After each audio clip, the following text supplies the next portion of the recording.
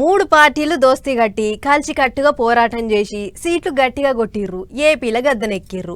అట్లా ఇక కూటమి సర్కార్ అధికారంలోకి వచ్చి 100 దినాలు అవుతున్నది. అందుకే ఓ దిక్కేమో ఈ 100 దినాలలో అట్లా చేసినాము ఇట్లా చేసినాము అని సర్కార్ వాళ్ళు చెప్పుకుంటుంటే, ఇంకో దిక్కు ఏం చేయలేదు అంత ఆగమాగం చేసిర్రు అని ఎగస్ పార్టీ వాళ్ళు ఆడిపోసుకుంటుర్రు. మరి ఇక ఎవళ్ళ ముచ్చట్లు ఎట్లున్నాయి, ఎవళ్ళేం చేసిర్రో చూద్దాం పారి.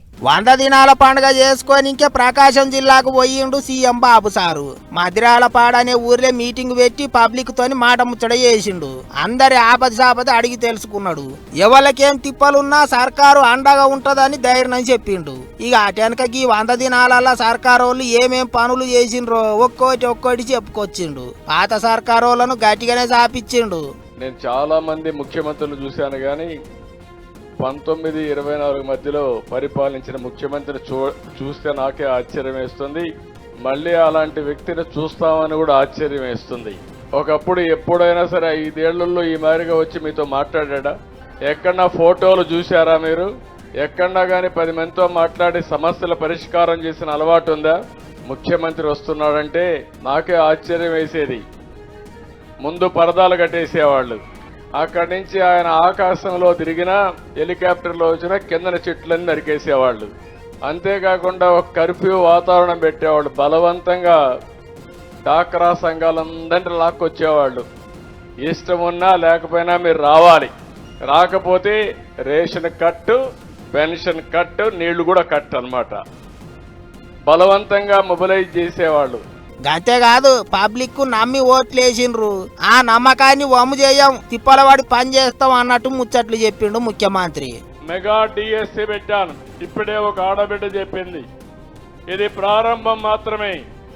20 లక్షల ఉద్యోగాలు రాష్ట్రంలో క్రియేట్ చేయడం ఒక ఆశయంగా పెట్టుకొని ముందుకు పోతున్నాం. దాంట్లో మొట్టమొదటి నిన్న మీకు ఇచ్చినటువంటి డిఎస్సి, మెగా డిఎస్సి అని చెప్పి కూడా మీకు తెలియజేస్తున్నా. ఇంకో పక్కన మీరు చూస్తే ల్యాండ్ టైటిలింగ్ యాక్ట్ రద్దు చేశాం.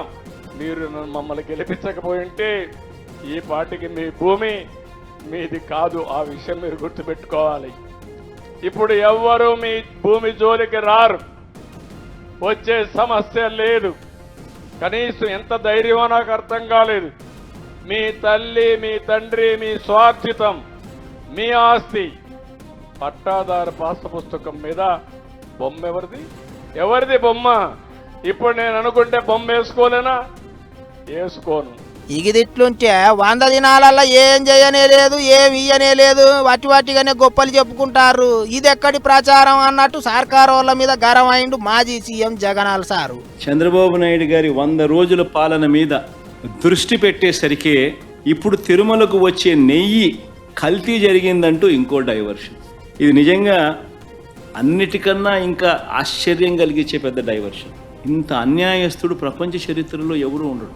దేవుడు నీ రాజకీయాల కోసం ఉపయోగించుకోవాలి అని ఆలోచన చేయగలిగిన దుర్మార్గమైన మనస్తత్వం ఒక చంద్రబాబు నాయుడు గారికి మాత్రమే ఉంటాయి. ప్రజల మనసును డైవర్ట్ చేసేందుకు చంద్రబాబు నాయుడు చేస్తా ఉన్న అతి దుర్మార్గమైన ఆలోచన ఈ కట్టుకథ.